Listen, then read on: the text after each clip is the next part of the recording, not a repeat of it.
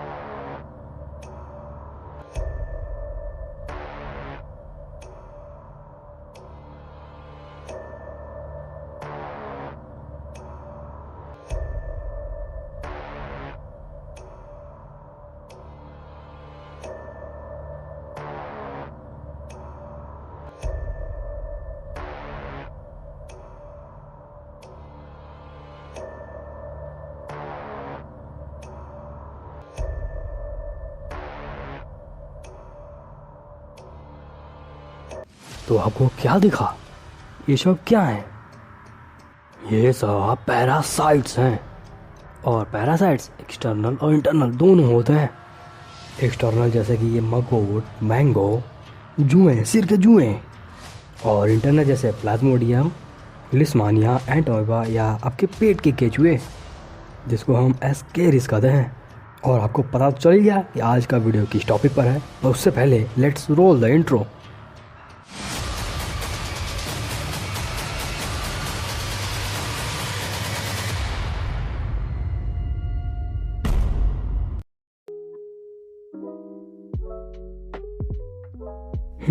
तो जाने से पहले आपसे कहा था कि आज हम एस्केरिस के ऊपर बात करेंगे। तो देखिए, एस्केरिस एक इंटरनल पैरासाइट है जो आपके शरीर के अंदर रहता है और क्या क्या करता है कुछ नहीं पता किसी को।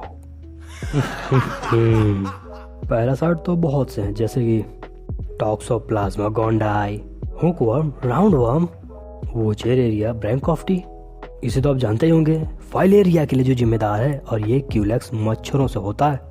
प्लाज्मोडियम, लिशमानिया, बैलेंटिडियम, टेपवर्म, पिनवर्म या flatworm, blood fluke, giardia etcetera. पर इन सबको छोड़िए, हम अपने एस्केरिस पर वापस आते हैं। तो देखिए, एस्केरिस के बारे में जानने से पहले हमें उसके मोल्टिंग को समझना होगा, या मोटा मोटा कहें उसके ग्रोथ स्टेज, जो कि टोटल 4 हैं। और हम फर्स्ट से ही शुरू करेंगे। आपको क्या लगा चौथा से? फर्स्ट स्टेज या यूँ कहें स्टूल स्टेज। इस स्टेज में सबसे पहले ये ह्यूमन फिशिज या यूँ कहें स्टूल में अंडों के रूप में पाए जाएंगे और वहाँ से मिट्टी में चले जाएंगे। अब ये अंडे मिट्टी में आए या यूँ कहें फिशेस में आए कहाँ से, वो हम थर्ड या फोर्थ स्टेज में देख लेंगे। आप अभी छोड़ दीजिए, क्योंकि हम इतना तो जानते हैं कि अगर अंडे हुए तो उनका फर्टिलाइजेशन भी होना जरूरी होता है। तो जो अंडे फर्टिलाइज होंगे सिर्फ वही इन्फेक्ट करने के लायक होंगे। अनफर्टिलाइज्ड एग नहीं कर सकते इन्फेक्शन, ध्यान रखिएगा ये बात। तो ये फर्टिलाइज होंगे क्या? बता रहा हूँ ना। Oh sorry. देखिए, आप फर्टिलाइजेशन को छोड़िए, आगे बढ़िए।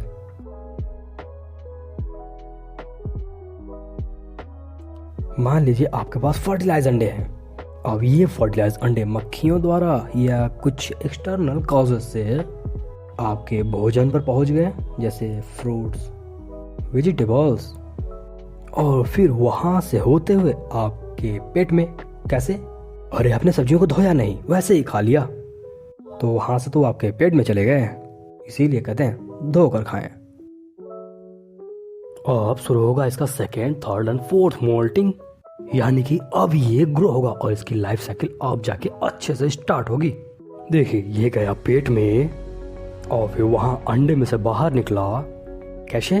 वो ऐसे, पेट की एसिड से अंडा कमजोर हुआ और ये बाहर आ गया। पर इससे पहले मैं आगे बढ़े उससे पहले एक बात तो जानना जरूरी है, वो ये कि ये जब लार्वा स्टेज में होगा तो उसे हम कहेंगे रैबिडिफॉर्म लार्वा। चलिए आगे बढ़ते हैं। फिर वो लार्वा आंतों के म्यूकोसा, सब म्यूकोसा से होते हुए बाहर निकल जाएगा और फिर वहां से लीवर में यानी कि यकृत में चला जाएगा। फिर वहां से होते होते हार्ट में, फिर हार्ट से होकर आपके फेफड़ों यानी लंग्स तक चला जाएगा और यहीं पर ये करेगा अपना सेकेंड एंड थर्ड मोल्टिंग। अब बहुत से लोग ये नहीं समझ पाते कि मोल्टिंग किसे कहते हैं। देखिए, मोल्टिंग ज़्यादा कुछ होता नहीं है, सिर्फ वो अपने रूप को बदलेगा, एक रूप को छोड़कर। जैसे सांप बदलते हैं ना खुद को, वैसे ही वो अपने नेक्स्ट स्टेज में कन्वर्ट होगा, उसे हम कहेंगे मोल्टिंग। तो फिर ये लंग में अपना सेकेंड एंड थर्ड मोल्ट्स करेगा, फिर ट्रैकिया से होते हुए ये ओइसोफेगस यानी कि फूड पाइप में चला जाएगा, और फिर वहाँ से दोबारा पेट में आ जाएगा, और फिर वहाँ से इंटेस्टाइन, यहाँ पर ये अपना फोर्थ मोल्टिंग करेगा, और इसी के बाद उसको मैच्योर एस्केरिस बनना है। पर एक बात, अगर वापस लौटते समय जरा से भी गलती हुई, यानी कि वो फूड पाइप में से न आते हुए कहीं और चला गया, तो इसके परिणाम गंभीर हो सकते हैं। अब यहाँ पर मेल और फीमेल में शादियाँ होंगी, फिर उनके बच्चे होंगे, यानी कि अंडे। और एक फन फैक्ट, एक फीमेल एस्केरिस एक बार में 25 से 27 मिलियन अंडे स्टोर कर सकती है, और वो डेली 2 लाख अंडे देती है। और फिर यही सारे अंडे, या यूँ कहें उसके सारे बच्चे, फिशेस में, मतलब कि आपके स्टूल में, मल में आ जाएंगे और फिर बाहर चले जाएंगे। और फिर वही जो फर्टिलाइज अंडे होंगे, नॉन फर्टिलाइज अंडे होंगे, वही सारे खेल दोबारा से चलने वाले हैं, यानी कि फर्स्ट स्टेज स्टार्ट हो गया। अब एक बात, एस्केरिस जब दोबारा से पेट में आता है, तब से लेकर 60 दिन लगते हैं उसको मैच्योर होने में, और यहीं कहीं 1.5 साल तक वे अंडे देते रहते हैं। और ये अंडे काफ़ी समय तक, कभी कभी तो 10 साल तक मिट्टी में ऐसे ही पड़े रहेंगे। और सबसे बड़ी बात, अभी एक रिसर्च में 24,000 साल पुराना अंडा मिला, जो कि बिल्कुल इंटैक्ट था। अगर इनके अंडों को देखा जाए तो जो फर्टिलाइज अंडे होते हैं वे 45 से 75 माइक्रोन के, और जो अनफर्टिलाइज अंडे होंगे वे 30 से 50 माइक्रोन के साइज को पोजेस करेंगे। और अगर इनके मैच्योर बॉडी, या यूँ कहें मम्मी पापा को देखें, तो इनकी मम्मियाँ कुछ बड़ी होती हैं, या यूँ कहें फीमेल बड़ी होगी एज कम्पेयर टू मेल, और फीमेल बिल्कुल स्ट्रेट सीधी होगी, पर जो मेल होगा उसका लास्ट पोर्शन कुछ ऐसा कर्व मुड़ा हुआ होगा, ऐसा कुछ ऐसा ही। तो आपको यहाँ तक समझ में आया? चलिए आगे बढ़ते हैं। ये रहा एस्केरिस का सिस्टमेटिक पोजीशन। सिंपल है, आप याद कर सकते हैं। अगर आपने वीडियो यहाँ तक देखा है तो थैंक यू वेरी मच, और एक लाइक और सब्सक्राइब कर दीजिएगा प्लीज़, ताकि ऐसे ऑसम कंटेंट आपको मिलते रहे। देखिए, एस्केरियोसिस यानी एस्केरिस की वजह से होने वाली बीमारी में आपको कॉमनली यही सिम्टम्स मिलेंगे, जैसे कफिंग, खांसी, फीवर, एब्डोमिनल पेन यानी पेट में दर्द, ब्लडी स्पेक्ट्रम, खूनी मल, आंतों में अल्सर भी हो सकते हैं, और अगर प्रॉब्लम एक्सट्रीम हो जाए तो डेथ भी हो सकती है किसी इंसान की। ये आंतों को चोक कर देते हैं, यहाँ तक कि इनसे लॉफलर सिंड्रोम भी होता है। अब जिन्हें लॉफलर सिंड्रोम नहीं पता उन्हें मैं बता दूँ, ये ज़्यादा कुछ नहीं होता, इसमें बस इयोसिनोफिल बहुत ज़्यादा इकट्ठे एक्यूमुलेट हो जाते हैं, फिर उसकी वजह से breathing problem, asthma, allergic problems, ये सारे कंडीशन होते हैं। और ये एस्केरिस या डायरोफाइलेरिया बहुत सी चीज़ों की वजह से हो सकता है।